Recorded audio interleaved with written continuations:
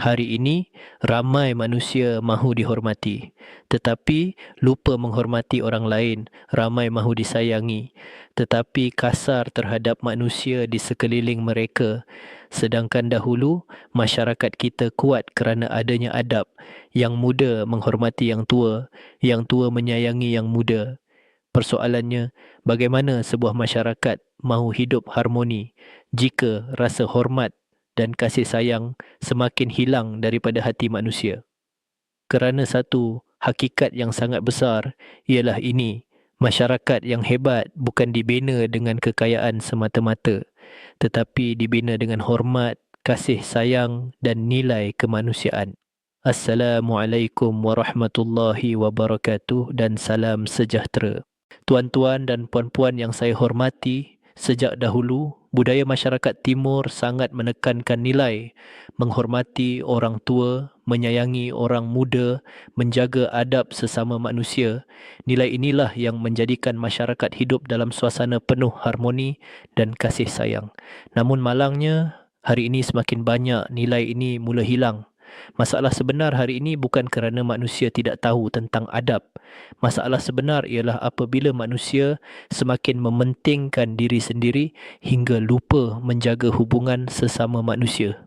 Kita melihat semakin ramai yang bercakap kasar dengan ibu bapa, tidak menghormati warga emas, memperlekehkan nasihat orang tua, kurang sabar melayan generasi muda, sedangkan hakikatnya orang tua adalah sumber pengalaman dan hikmah kehidupan, dan generasi muda pula memerlukan kasih sayang dan bimbingan. Masalah sebenar ialah apabila jurang antara generasi semakin besar.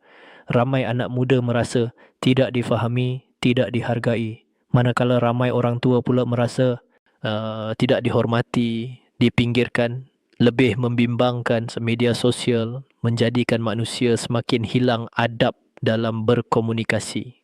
Ramai lebih mudah menghina, menyindir, memalukan orang lain secara terbuka tanpa mengira usia dan kedudukan. Kita perlu sedar, masyarakat yang kehilangan rasa hormat dan kasih sayang akan menjadi masyarakat yang keras dan penuh konflik, kerana keamanan bukan hanya datang daripada pembangunan, tetapi datang daripada hubungan manusia yang penuh adab dan empati. Mari kita fahami satu prinsip penting dalam kehidupan: menghormati orang tua dan menyayangi orang muda adalah asas kepada masyarakat yang harmoni dan berakhlak. Satu, orang tua membawa pengalaman dan pengorbanan. Setiap orang tua pernah melalui pelbagai ujian kehidupan. Mereka membesarkan keluarga berkorban untuk anak-anak menempuh kesusahan hidup. Sebab itu mereka layak dihormati. Dua, generasi muda memerlukan kasih sayang dan bimbingan anak muda sedang membina identiti diri. Ya, mereka perlukan sokongan, nasihat, kasih sayang, contoh yang baik, bukan hanya kritikan dan kemarahan. Tiga, keharmonian masyarakat bermula dengan hubungan antara generasi. Apabila yang muda menghormati yang tua menyayangi, maka masyarakat akan menjadi lebih aman dan kuat. Kerana hubungan yang baik antara generasi membina perpaduan dan nilai kemanusiaan. Saya ingin berkongsi satu kisah.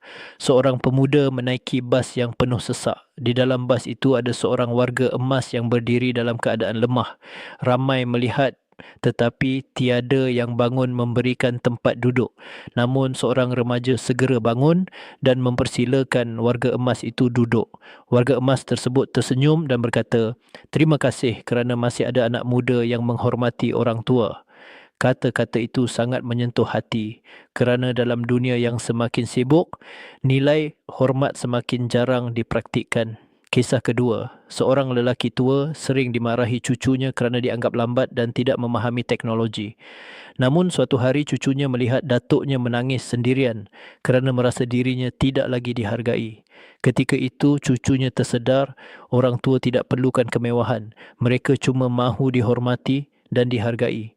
Sejak hari itu, dia mula lebih sabar dan lembut melayan datuknya. Kadang-kadang kasih sayang kecil sangat besar nilainya dalam hati manusia.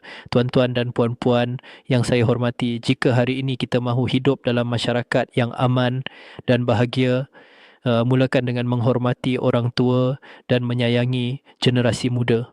Kerana dunia hari ini terlalu memerlukan lebih ramai manusia yang mempunyai hati yang lembut dan penuh empati. Mulakan dengan refleksi. Adakah kita menghormati ibu bapa dan orang tua? Adakah kita sabar membimbing generasi muda? Adakah kehadiran kita membawa kasih sayang kepada masyarakat?